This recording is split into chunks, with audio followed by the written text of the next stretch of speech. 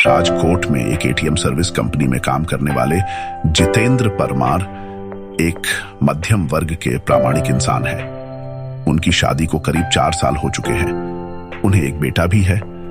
वैसे तो जितेंद्र पाठ पूजा में कम ही मानते हैं, पर रास्ते में मंदिर या मस्जिद आ जाए तो सिर झुका भी लेते हैं। जितेंद्र की नौकरी का समय तो दिन में 8-5 घंटे होता है, पर एटीएम मशीन का फॉल्ट आने पर उन्हें रात के किसी भी वक्त सर्विस देने जाना पड़ सकता है। अपने इसी काम के चलते वह एक रात अपनी बाइक पर जा रहे थे। उन्हें शहर से थोड़ी दूर बसे एक रिहायशी इलाके के पास में एटीएम फॉल्ट ठीक करने जाना था। वैसे तो इस काम के लिए 2 एग्जीक्यूटिव जाते हैं, पर जितेंद्र का पार्टनर उस रात बीमार था, तो सर्विसिंग के लिए उन्हें अकेले ही जाना पड़ा। स्पॉट पर जाकर जितेंद्र ने अपनी बाइक स्टैंड पर लगाई। तभी उन्हें वहां एटीएम बूथ पर एक लड़की दिखी। जितेंद्र ने सोचा कि उसे शायद पैसे निकालने होंगे और वह के ठीक होने का वेट कर रही होगी। फॉल्ट ठीक करने के लिए जैसे ही जितेंद्र एटीएम बूथ के अंदर आए तो वह LRDDH की भी अंदर आने लगी। सिक्योरिटी गार्ड ने उन्हें बाहर रुकने के लिए कहा। अब जितेंद्र अपना काम कर रहे थे, तभी अचानक उसकी नजर एटीएम बूथ के बाहर गई। वहां उन्होंने जो देखा उसे देखकर उसके पसीने छूट गए। बाहर LRDDH की एटीएम गार्ड की मुंडी अपने हाथ में लिए खड़ी थी और वह जितेंद्र की ओर घूर कर देख रही थी।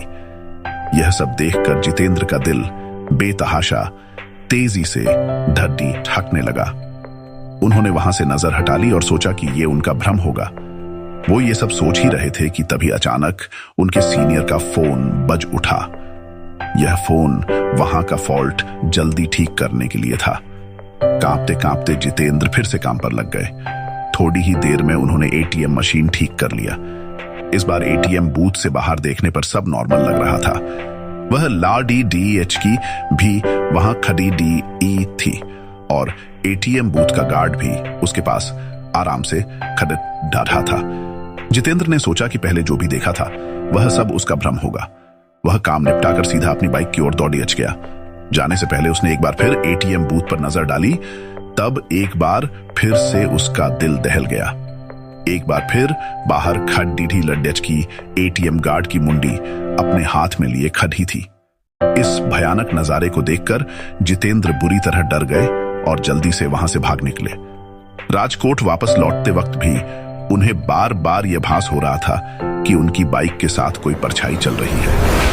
वे घबराए हुए बीके चलाए जा रहे थे कि न जाने कैसे अचानक ही उनकी बीके बंद हो गई और ठीक एक बरगद के पेड़ के पास जाकर रुकी। जितेंद्र जी को यकीन नहीं हो रहा था कि उनके साथ ये सब सचमुच हो रहा है। उन्होंने नजर उठाई तो बरगद की शाखा से झूलती एक आकृति नजर आई।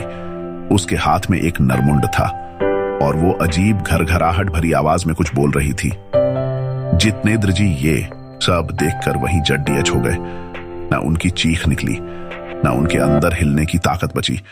चुड़ैल पेड़ से उतरी। उसके उलटे पांव देखकर जितेंद्र जी के पसीने छूट गए। उन्होंने आंखें मूंद ली और भगवान को याद करने लगे।